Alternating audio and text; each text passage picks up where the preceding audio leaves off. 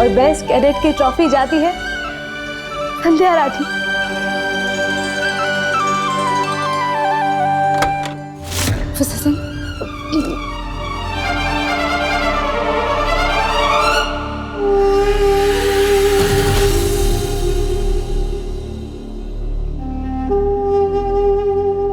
तुम यहाँ इस ट्रॉफी के साथ क्या कर रही हो? वो मैं तो अपनी एप्लीकेशन देने आई थी, लेकिन यहाँ से जा रही थी, इस ट्रॉफी को देखा तो किया कि एक बार इसे उठाकर देखूं कि कैसा महसूस होता है। और वाकई इसे हाथ में लेते ही एक अलग सा जोश, एक अलग सा गर्व सा महसूस हो रहा है मुझे। इस ट्रॉफी की हकदार नहीं हो तुम। ऐसी ट्रॉफियां टेबल से उठाई नहीं जाती हैं, बल्कि उसके काबिल बनकर सम्मान के साथ इसे पाया जाता है। ये ट्रॉफी यहाँ पर किसी को खुशी महसूस करवाने के लिए नहीं रखी गई है, ये बल्कि इसलिए रखी गई है ताकि यहाँ पर ट्रेनिंग लेने आने वाले हर एक ट्रेनिंग ऑफिसर के लिए एक प्रेरणा बन सके, एक लक्ष्य बन सके, जिसे हासिल करने के लिए पूरे 11 महीने तक अपने आप को मेंटली और फिजिकली झोंकना पड़ता है। कदम कदम पर अपने आप को बेस्ट साबित करना पड़ता है। और तुम तो अपने आप में एक बहुत बड़ा फेलियर हो। बेशक तुम इस तरह चुपके से इस ट्रॉफी को अपने हाथ में उठा सकती हो, पर एक बात याद रखना, तुम इसके काबिल कभी नहीं बन पाओगी। इनफैक्ट तुम्हारा इस ट्रॉफी को इस तरह से छूना भी इस ट्रॉफी के लिए अपमान जैसा है। मैं जानता हूं संध्या, मैं जो कुछ भी बोल रहा हूं उससे तुम्हें बहुत बुरा लग रहा है ना? लगना भी चाहिए, क्योंकि ये सच्चाई है। और जितनी अच्छी तरह से तुम ये समझ जाओ उतना ही बेहतर है। आज 40 कैडेट्स के बैच में तुम सबसे लास्ट पोजीशन पर हो। तुम्हारे और इस ट्रॉफी के बीच में काबिलियत की इतनी बड़ी दीवार है जिसे पार करना तुम्हारे बस की बात नहीं है। इसीलिए मेरे हिसाब से इस ट्रॉफी को पाने के ख्याल को छोड़कर आईपीएस क्लियर करने के बारे में तुम्हें सोचना चाहिए, क्योंकि मुझे वो भी तुम्हारे लिए बहुत मुश्किल लगता है।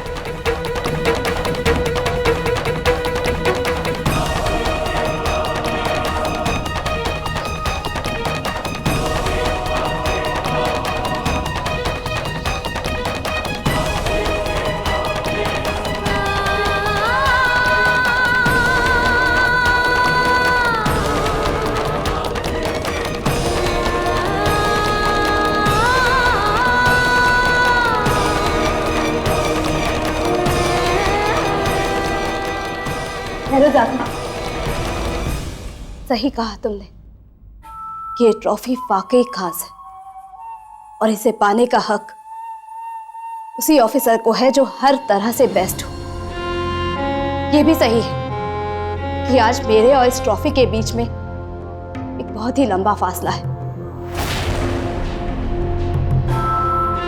कहना क्या चाहती हो तुम?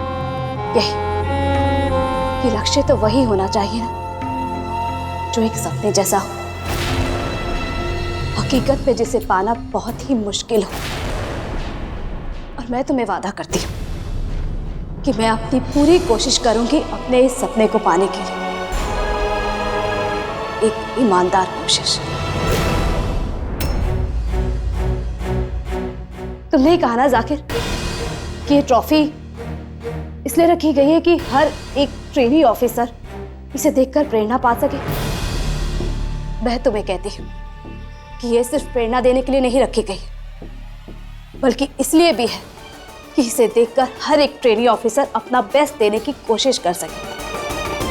ये ट्रॉफी सिर्फ उस कैंडिडेट के लिए नहीं है जो सर्वश्रेष्ठ हो, बल्कि उस कैंडिडेट के लिए भी है जो अपना सर्वश्रेष्ठ देने की कोशिश कर सके। मैं तुम्हें वादा करती हूँ कि मैं अपना सर्वश्रेष्ठ देने की पूरी कोशिश करूंगी।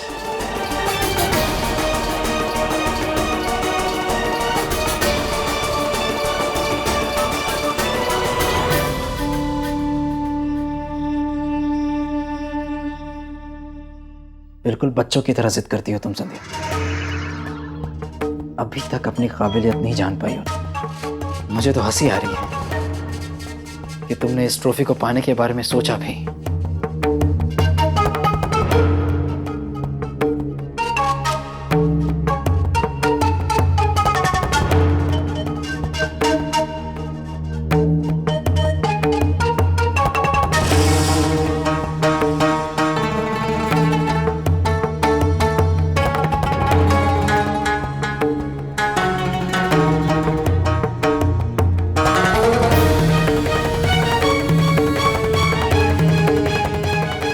आज तक ये खुल के जाहिर नहीं किया था, पर आज करता हूं। ये ट्रॉफी सिर्फ और सिर्फ मेरी है, और इस पूरे 11 महीने की ट्रेनिंग में मैं ये साबित कर दूंगा। और संध्या, तुम मेरे लिए कभी चुनौती बनी नहीं सकती। और इस नेक काम की शुरुआत आज मैं अपने हाथों से खुद करना चाहती हूँ।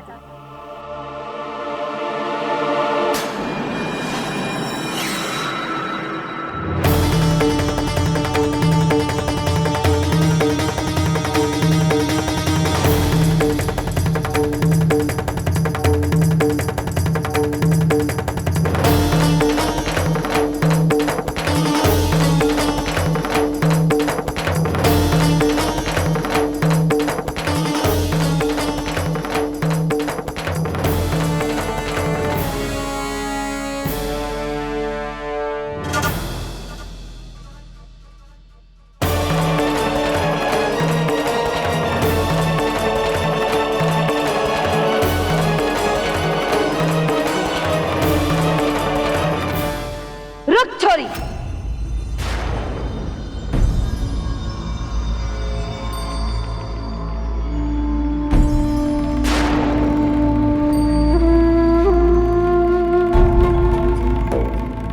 थारी हिम्मत कहाँ हुई मारे हनुमान गली में आने की?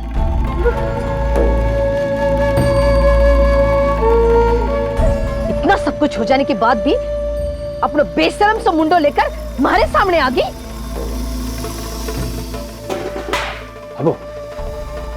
अब क्यों मोहल्ले के सामने बतंगड़ बनाना? चल ना, घर चलते हैं। ना,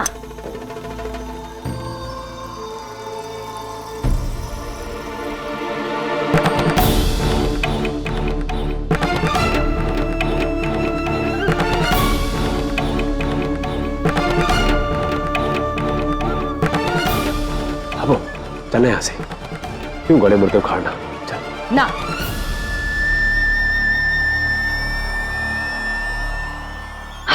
तुझे बेशर्मी और ढीठ पड़ेगी। इतना सब कुछ हो जाने के बाद भी हमारे हनुमान गली में वोट मांगने के लिए आ रही है तू?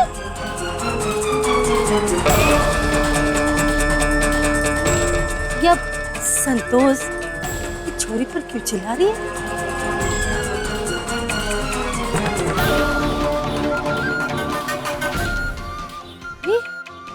आ तो भाई फोटो वाली छोरी है जी। कसा को सूरज को ब्याह होने वाला था। तूने क्या सोचा जे पानी की भीख दे देगी तो सब कुछ ठीक हो जाएगा? अरे जे कोई गंगा जी ना है जो थारे पाप धो देंगे बड़ी आइटम कर लेकर के। अरे जे पानी ना हमारे काम का नारा अब रे थोड़ी जिसी लुगाई ने ना जो लुगाई पानी में डूब जाना चाहे रे मर जाऊंगी। अरे को एक भी वोट ना क्यों? क्या आप मेरी बात समझने की कोशिश कीजिए। रे छोरी,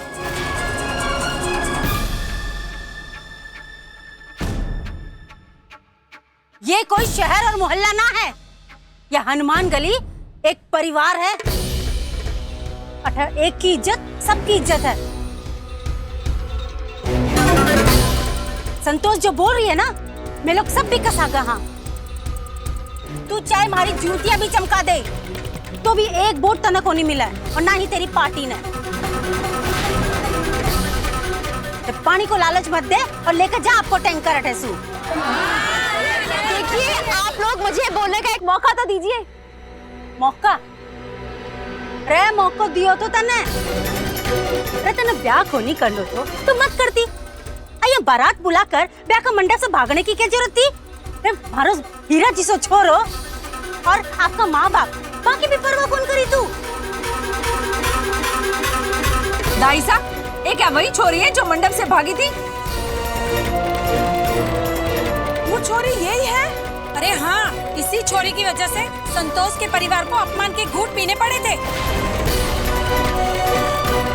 हाँ, यह बाई बेशरम छोरी है जो ब्याह का मंडप से भागी थी। आज भोटा की भीख मांगने के लिए आ गई, पानी को लालच देकर।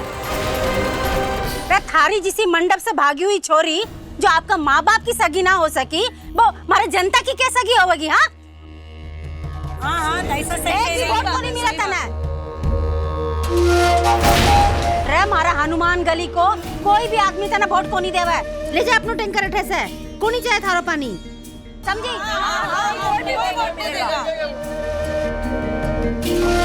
चल संतोष। सुन ले चोरी, आइंदा भाई को तारा मुंह दिखाने की ना हिम्मत मना कर।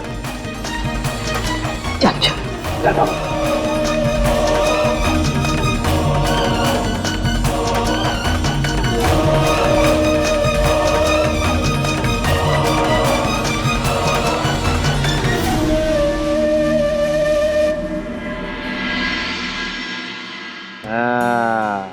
देखना थारी दादी क्या कर रही है, हैं?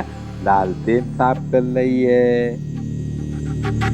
हमारे देश में बिजली कब आवे है जावे है पता ही को नहीं चले। कभी 2 घंटे के लिए, कभी 1 घंटे के लिए, 4 घंटे बिजली गुल।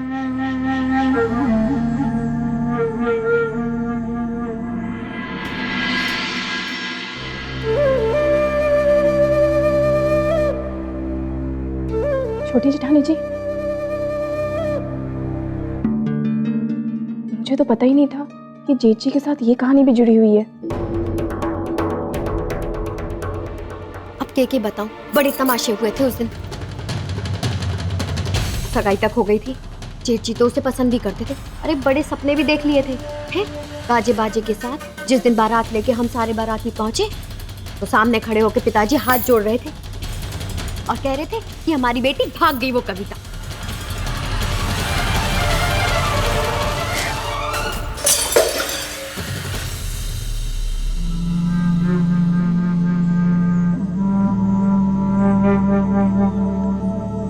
अरे बाबू, मीना बीनी,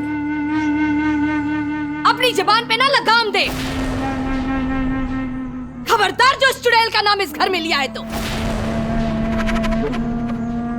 और हाँ, छोटी बीननी, खाली बैठी है ना तो घर में 10 काम पड़े हैं करने के।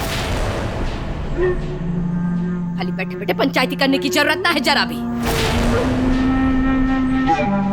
मैं तुमसे ऐसा कुछ बोला नहीं ना, बहुत जुबान पे पर लग रहे हैं इसके, बताता हूँ उसे। और खबरदार, आज के बाद अगर उस चुड़ैल का नाम इस घर में लिया या उसके बारे में बात छेड़ी ना तो तुम्हारे से बुरा कोई ना हो।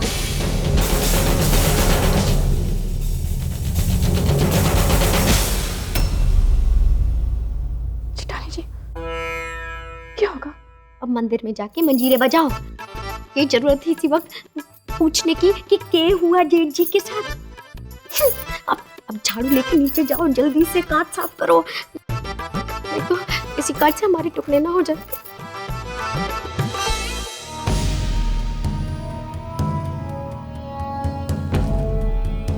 अब क्या कर रही है? शांत हो जा, बैठ जा। ना, कोई नहीं बैठना। बैठ जा, बैठ जा। देख पापा, ना, अब वो शांत हो जा। क्यों किसी और के लिए अपना मन खराब कर रही है? कोई और ना है, दुश्मन है।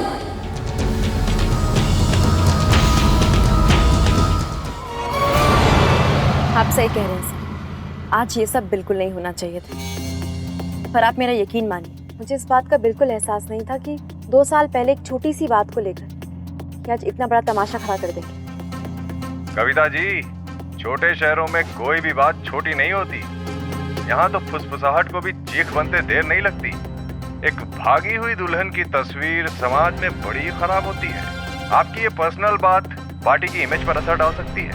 पर शक्तावत साहब, ये पुष्कर के गली मोहल्ले की छोटी सी बात है।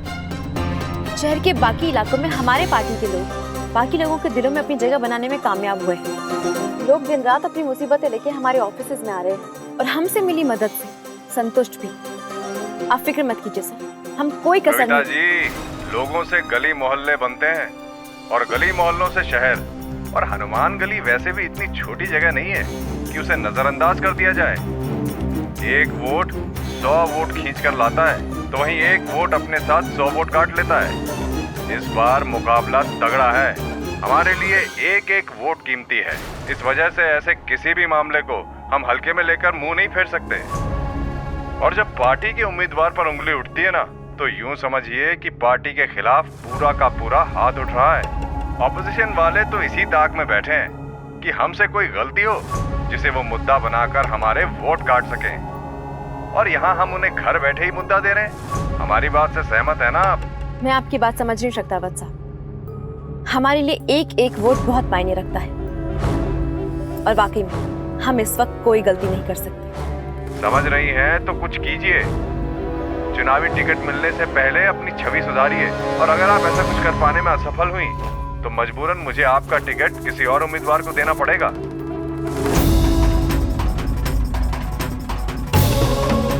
ऐसा करने की नौबत नहीं आएगी सर। आज के बाद उठा मेरा हर कदम सिर्फ इसी दिशा में होगा। हनुमान गली में अपनी इमेज सुधारना मेरे एजेंडे में सबसे ऊपर होगा और हनुमान गली का एक एक वोट सिर्फ हमें ही मिलेगा। फिर इसके लिए चाहे मुझे कुछ भी करना पड़े, मैं करूंगी सर।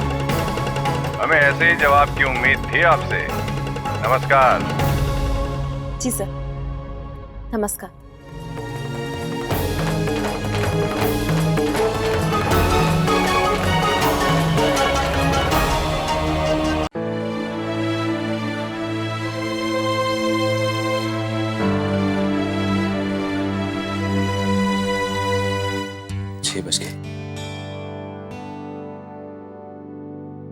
संध्या जी, अब तक तो रनिंग से कमरे में आ चुकी होंगी।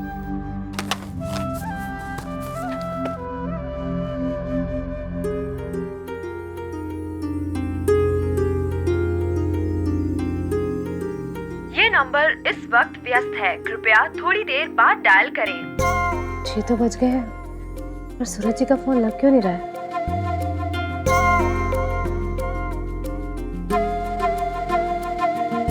ये नंबर इस वक्त व्यस्त है, कृपया थोड़ी देर बाद डायल करें। संध्या जी,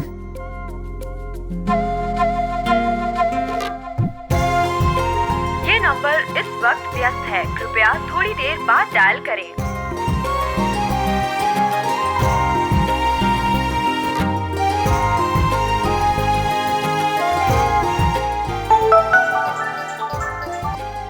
अब संध्या जी। हेलो सूरज जी, किससे बात कर रहे थे इतनी देर से? अब क्या बताऊं संध्या जी, किसी से बात चल रही थी और बातें करते करते टाइम का पता ही नहीं चला। उससे? किससे सूरज जी? कोई ग्राहक है क्या? ना ना, ग्राहक? संध्या जी, आप जानती हैं कि मैं ग्राहक से 2 या 3 मिनट से ज्यादा बात नहीं करता। बस ऑर्डर लेता हूँ या बताता हूँ कि आ रहा हूँ, जा रहा हूँ, बस। और क्या? ग्राहक नहीं, ये तो कोई खास होगा ना। कौन है सूरज जी?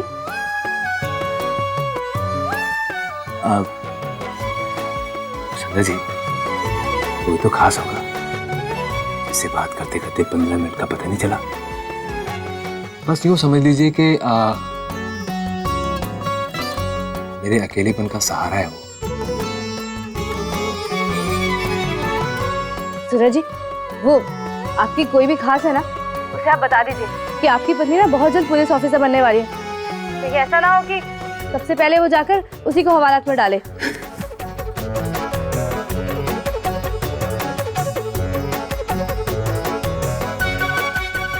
जी, तो एक काम कीजिए, आप अपने आप को हवालात में बंद करने के लिए तैयार रखिए,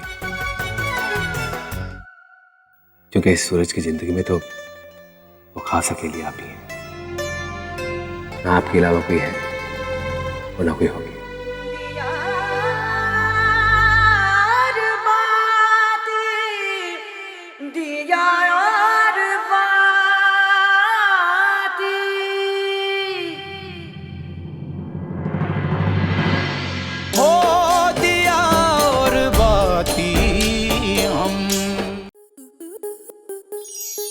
आपके मनोरंजन पर अब नहीं लगेगा कोई ब्रेक।